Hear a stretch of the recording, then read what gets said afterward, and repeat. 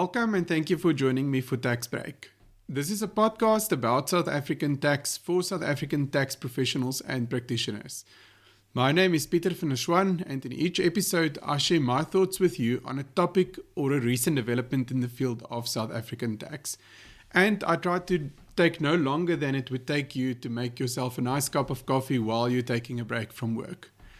Our topic for today is a question that often comes up from people who have already immigrated from South Africa or who want to immigrate, or in some cases people who are not really planning to immigrate.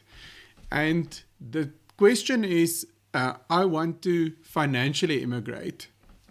Now, many practitioners and clients believe that this is a tax concept, but it's really not. It's not something that you find a definition or the term being referred to in the Income Tax Act.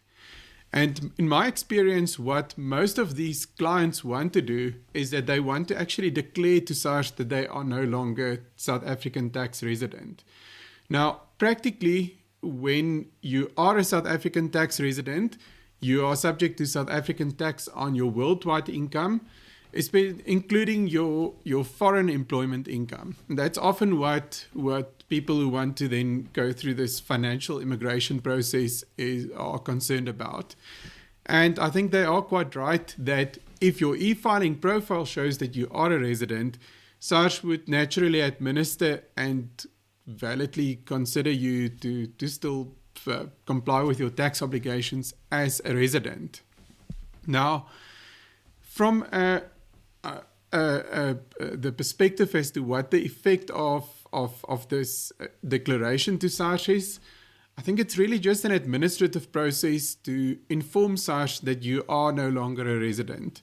So if you look at residence, it's really a question of fact, and it depends on the definition of a resident.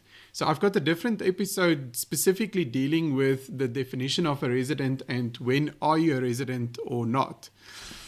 So back to the request, how exactly do you notify SARS that you've now ceased to be a resident? So on your e-filing profile, there's a section where you maintain your registered details with SARS. It's called the RAV section of the e-filing profile. And once you've changed your status on that section to say that you are no longer a resident, SARS would request you to file or to send them a declaration to explain on what basis are you no longer a resident, to motivate why you are no longer a resident, and to provide supporting documents. And I think what's also important to this is if you then change your status on the e-filing profile, you can also indicate from what date onwards from what date you were considered to no longer be a resident. So I've assisted clients going as far back as somewhere during the 2010 or even earlier periods. So you can definitely, the fact that you only do this declaration and you only notify SARS that you are no longer a resident doesn't mean that you only cease being a resident from that date onwards. So correctly so, the SARS system requires you to look at your facts and the definition of a resident to determine the date from which you are no longer a resident. So what this practically also means is that you can do this after you've ceased being a resident. There's nothing that says you must file it on the day that you cease being a resident. And there's no specific guideline if we look at the legislation and the SARS website as to how quickly you need to do it. But if you bear in mind that it's your obligation to file your tax returns accurately, and your status on e-filing is going to determine what types of tax returns you file and on what basis you file tax returns. It is something that you should ideally do as soon as you realize that you are no longer a resident. There are also some tax consequences to filing this declaration. So, for example, if you cease being a resident, you've got a deemed disposal of your assets, and there's certain tax consequences that relate to that deemed disposal. There's also a previous episode on this specific topic, what happens when you cease to be a resident.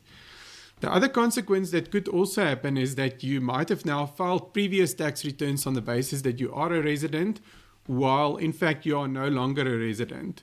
So it may also be necessary to, where possible, go back and amend those previous tax returns. Now, back to the concept of financial immigration. As I mentioned, it's not something that the legislation talks about. And I think where the concept originally came from, there was a Reserve Bank process where you had to inform the Reserve Bank that if you immigrate. And this used to be one of the factors that, if you look at the overall set of facts of a person, that if you file this notification to the Reserve Bank to inform them that you've immigrated, this was one of the factors that could have also assisted to demonstrate that you've changed your tax resident or resident status. Now, I think there are still some consultants and advisors who assist with financial immigration.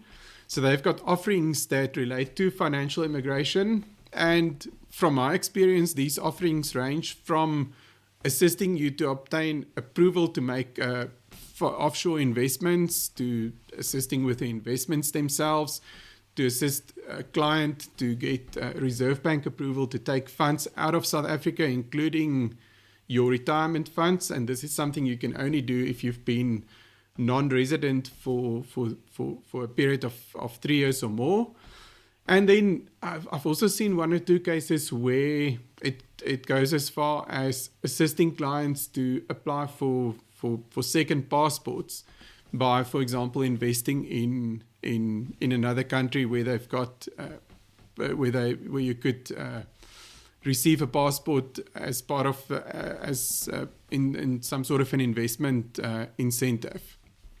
So I think in closing, what's very important here is, if you talk about financial immigration, make very sure what exactly your expectation is. Is it tax related, or is it actually something else? And if you've got someone to assist you with financial immigration, make sure that you are aligned with that person as to exactly what's the offering that you are looking at.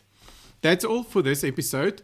Thank you for listening. And if you enjoyed the podcast, please subscribe on your podcast platform and tell all your colleagues and friends about it.